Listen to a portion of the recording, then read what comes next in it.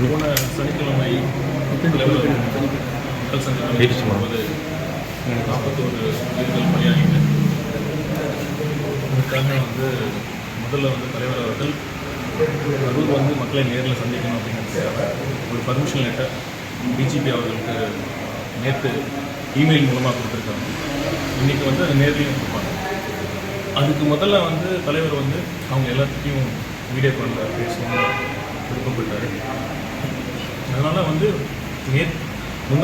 நேற்று கரூரில் இருக்கிற ஒரு 33 பேருக்கு அவங்ககிட்ட வீடியோ காலில் பேசினார். ஆறுதலை சொன்னார். என்னதான் ஆறுதலை சொன்னாலும் அந்த இழப்பை ஈடு செய்ய முடியாது. இருந்தாலும் நான் உங்கள் கூட இருப்பேன், விரைவில் நேரில் சந்திக்கிறேன்னு சொன்னார். இப்போ கரூர் சுற்றியில் இருக்கிற மற்ற மாவட்டங்களை போய் பார்த்து வீடியோ காலில் பேசுகிறாங்க.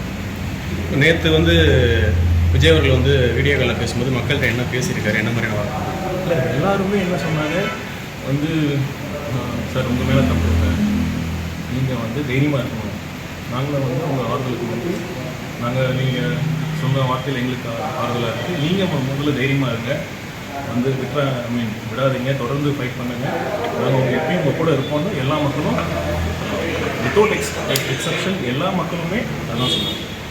சரி, இப்போ கரூர் நேரில் சந்திக்கிற மாதிரி வாய்ப்புகள் இருக்கா? எப்போ வராரு?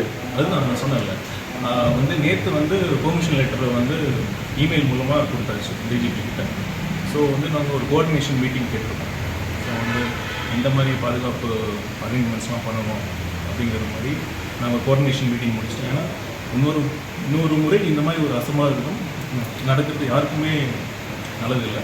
ஸோ அதனால் இந்த ப்ராப்பர் ஒரு செக்யூரிட்டி அரேஞ்ச்மெண்ட்ஸோட மக்கள் சந்திப்பு அவங்களை பாதிப்பட்ட குடும்பங்களை பார்க்கணுங்கிறது தான் தலைவர் விருப்பம். ஏன் குறிப்பாக நாங்கள் இறந்தவங்களையும் பார்த்தோம், பாதிக்கப்பட்டவங்களும் பார்த்தோம், ஒருத்தர் கூட விஜய் மேலே இல்லை கவர்மெண்ட் இல்லை. நாங்கள் ஆர்வத்தில் பார்த்தோங்கிற ஒரு தகவல் மட்டும் தான் சொன்னாங்க. யாருமே ஒருத்தர் கூட தவறாக சொல்லவில்லை. அதை எப்படி பார்த்தோம்? இல்லை, அதுதானே உண்மை. ஆக்சுவலாக நாங்கள் எந்த விதம் இருந்த அன்பனால வந்தாங்க.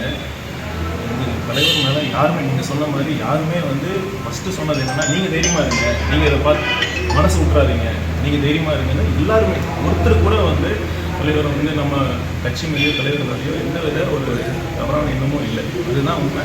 மக்களுக்கு எல்லா மக்களுக்கும் இங்கே இன்னும் நடந்திருக்கும் அப்படின்னு அவங்களுக்கு ஒரு எண்ணங்கள் இருக்குது, சில நம்பிக்கைகள் இருக்குது. அது பார்க்கலாம். எந்த மாதிரி அந்த இன்வெஸ்டிகேஷன் முடிஞ்சதுக்கப்புறம் இன்னும் நம்புகிறோம் நாங்கள். சார், நீங்கள் ஒரு முன்னாள் IRS அதிகாரியாக இருந்திருக்கீங்க. அரசோட நடவடிக்கைகளை எப்படி பார்க்குறீங்க? இல்லை, இந்த நேரத்தில் சொன்னால் சரியாக இருக்காது. நாங்கள் ஒரு விசாரணை நடக்கணும் தான் பார்க்குறோம். தேங்க்யூ.